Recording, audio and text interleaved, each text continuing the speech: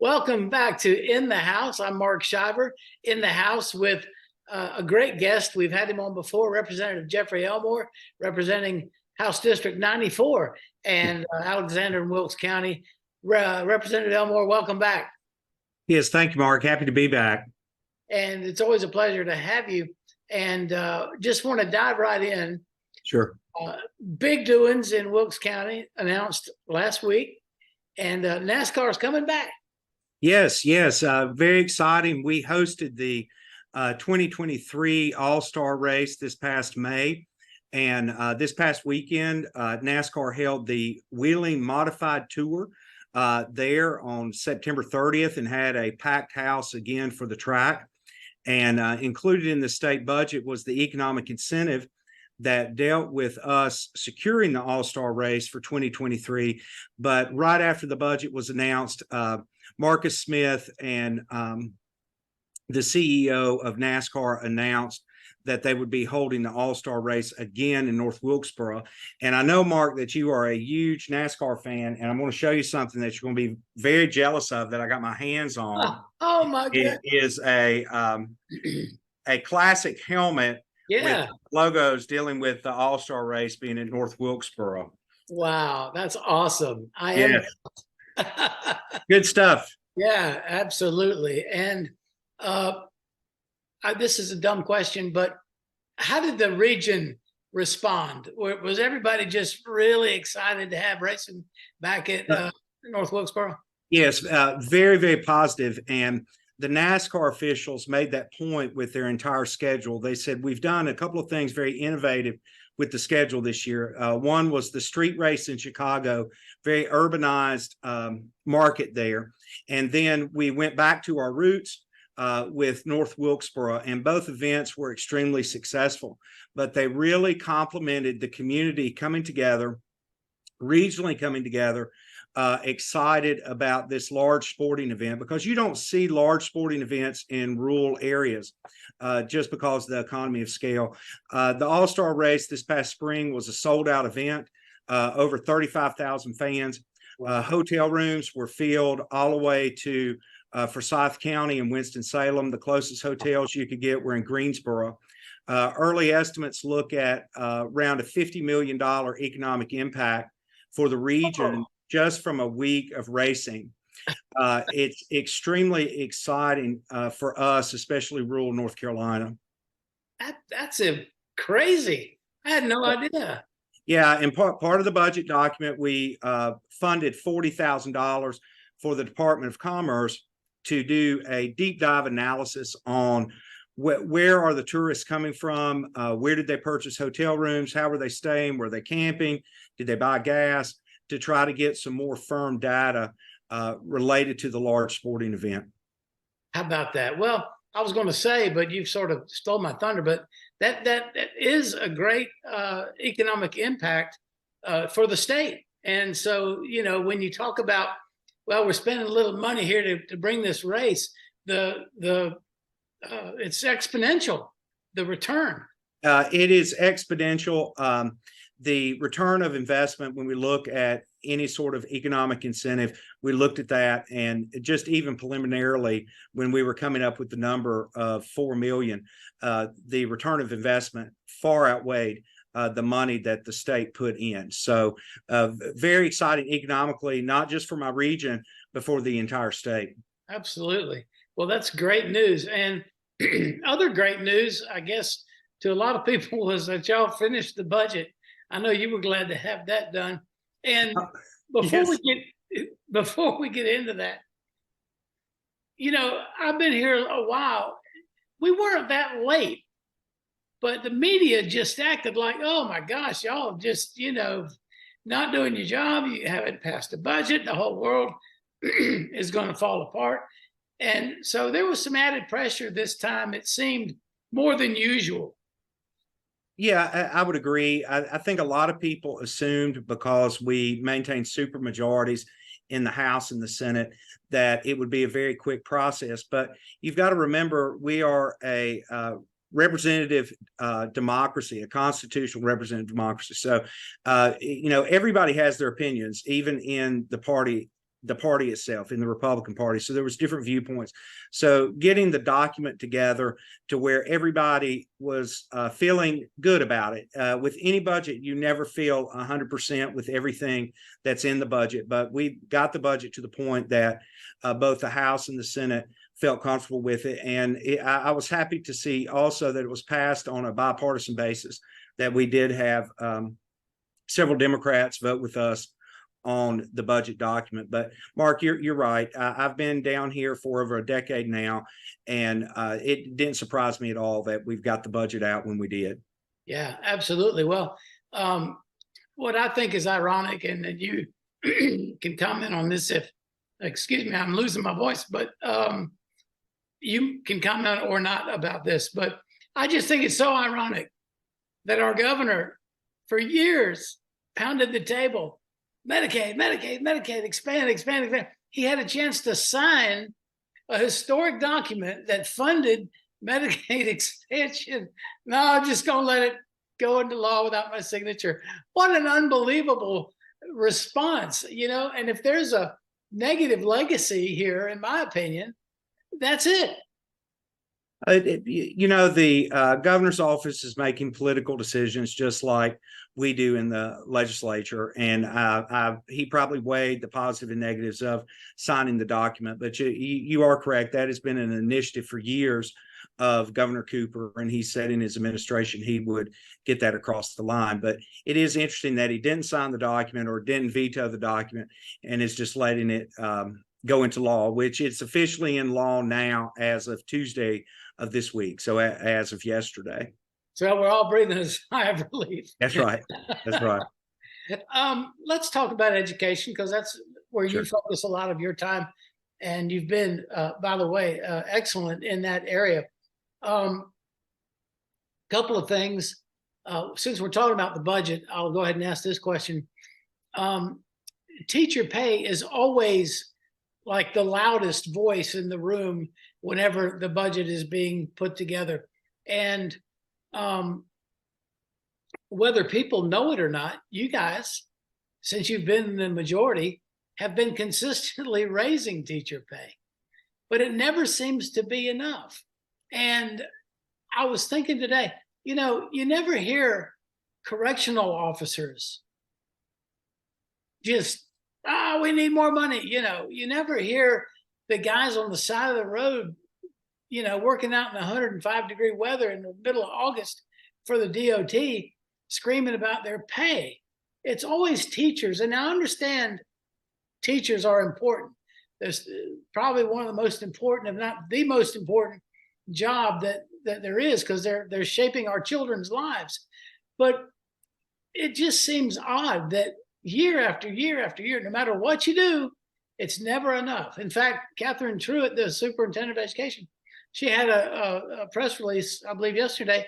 Well, I wish they had a double-digit raise. I mean, you know, I think 7% is pretty good, you know, over the biennium. So, well, what's driving that, do you think? Is it political? Is that really all it is? Well, I think that the public recognizes the importance of teachers. I'm a teacher myself. I've taught for 23 years. And right now is I'm on an unpaid leave. This is the first school year that I haven't started in my 23-year career on the first day of school. And I think the reason why teachers are a focus is they've touched everybody's life. Okay. Everybody has been a child. Most everybody either have children or grandchildren, and that affects them day in and day out. Many times the correctional officers are not thought of because there's never been an interaction of certain citizens with the correctional system. They're from an area that doesn't have a prison, or they've never been that part. The same thing with DOT. North Carolina still has very rural areas. There's many people that never really drive into an urbanized area to see the traffic problems or lots of road construction, that sort of thing. But I believe a teacher touches everybody in all aspects of our citizens, from the oldest to the youngest. have had some experience with a teacher. So I think that's always the focus there, Mark. And two, as a teacher myself, it is a tough job. A lot of Oh, no folks, doubt. and it's evolved. A lot has changed over the past even 5 years, very different than when I started my career with it. And I think another reason why maybe Superintendent Truitt made the comment, we're fighting Bidenomics. This inflationary period that we've been through is tough on everybody, Yeah. from the DOT worker all the way up to anybody in state government to private sector. We are having so much pressure put on our budgets as citizens on just basic things, gas, food, things that you have to spend money on. And it's hard to dig your way out of inflation. And that's what we were facing in the budget development. And really with our pay raises, I would call them almost like cost of living adjustments, because we did a little bit of targeting to try to target areas where they were unfilled. But we wanted to take a philosophy as much as we could that we're just trying to react to the inflation to try to keep you whole as an employee of the state. So I feel like with where we landed, considering our other needs, also looking at it holistically, we did pretty well. And to comment on the Republicans and the pay raises, we have made efforts ever since we took control, even with a $4 billion deficit a decade ago, to put a focus on getting our pay increased for our employees, including teachers.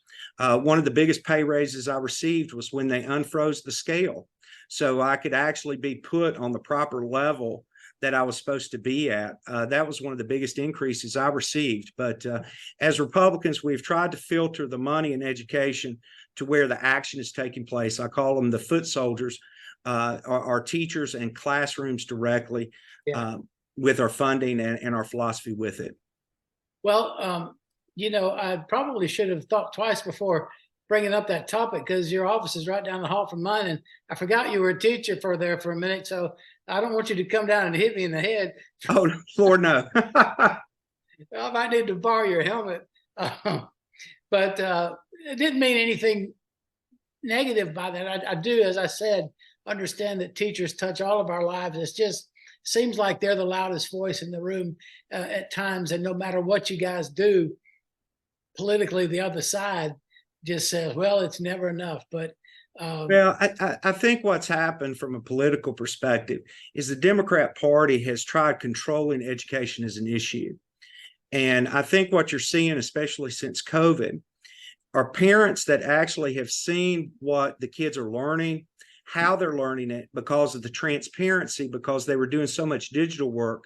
Now they realize that, is this really focused on the student themselves? Or is this focused on a software program or the bureaucracy of it or the central office coordinator? And I think that now folks have become a whole lot more laser focused and are looking into the weeds of education a little bit more, which that excites me as a teacher. When a parent is asking questions about, well, tell me exactly about this lesson. Well, why are the children learning this? How does it tie with the curriculum? Because I mean, when I first started my career, most of the time parents would say, is Johnny doing well?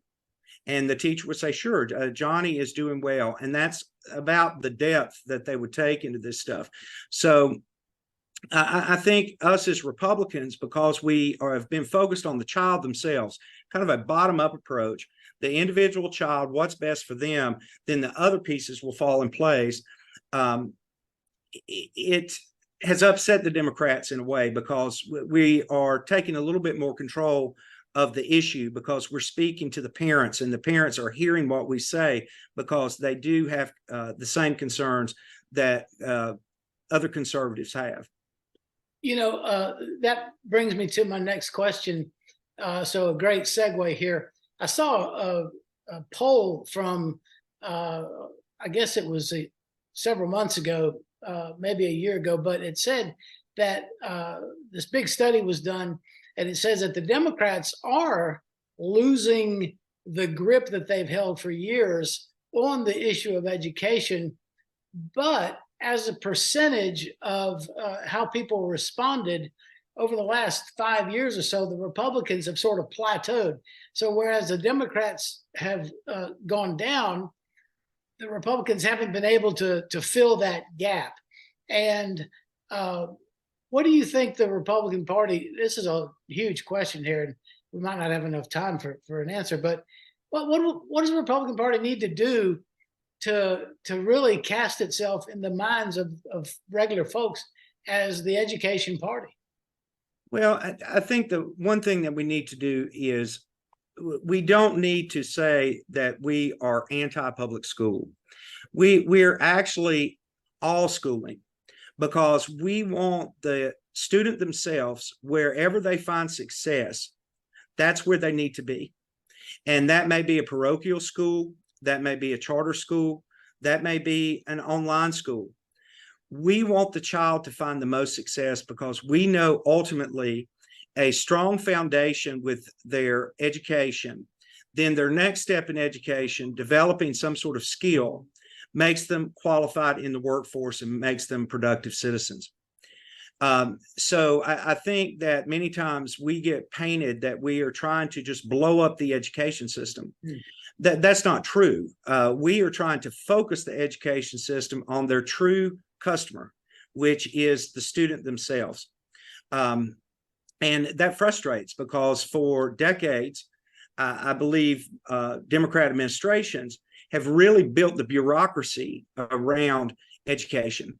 And really who squeals the most in this is the bureaucracy itself, not necessarily the parents or the teachers, but it's the folks that really cannot describe their job, or their job has 3 or 4 sentences in describing what exactly they do. Yeah, that's a great, great response. And I think that you're right. Somehow the notion that the Republican side is trying to, do away with public education, and that somehow has gotten out there, and that's just not a very accurate narrative. I think you guys have supported public education.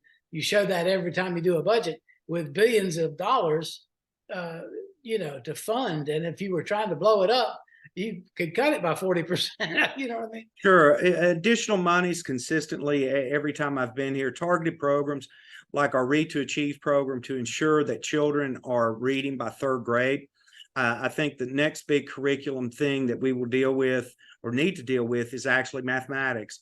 How can we get our kids on par to where we know they have those foundational skills in math and reading, because we know those core subjects create success in the future. Well, Representative Elmore, I'm going to leave it right there. I've got a couple other questions, but I know your time is busy, and I think we're about to have a big emergency alert system test today, and I don't want our time together to get interrupted by well, there it is. So I tried to avoid that, but that's all right. Anyway, we can talk through it. It may take just a second or two. Mine's buzzing too. I thought if I turned off my phone, there. So it's done. Yeah. So we got through that. I will ask you one last question. Sure. There's a group, the American Legislative Council, came out and did a survey, first one they've done in years, on school choice. And they didn't rank North Carolina very highly, which I thought was kind of ridiculous, because of the work that the legislature has done in promoting school choice along with the public schools, because parents obviously want school choice. That's a given. I mean, 60-70% of North Carolina parents across the board, Republican, Democrat, it doesn't matter what demographic you are, school choice is an option that they want. And you guys have given yourselves to opening those doors, to making school choice available in a very practical way in our state. And so I don't put much stock in a survey or a report that says that we're not doing a lot. But if you read that as a legislator, what do you think? Well, what else can we do? Sure. We've made efforts on several fronts, including expanding charter schools, allowing for more charter schools to come into North Carolina, making it clear the role of private schools to where we're not over-regulating them to compromise their curriculum. This budget, we also expanded the eligibility for the Opportunity Scholarship, which what that is a amount of money that you can apply for to receive to go to a private school of your choice. And what this expansion did was allow for anyone to qualify.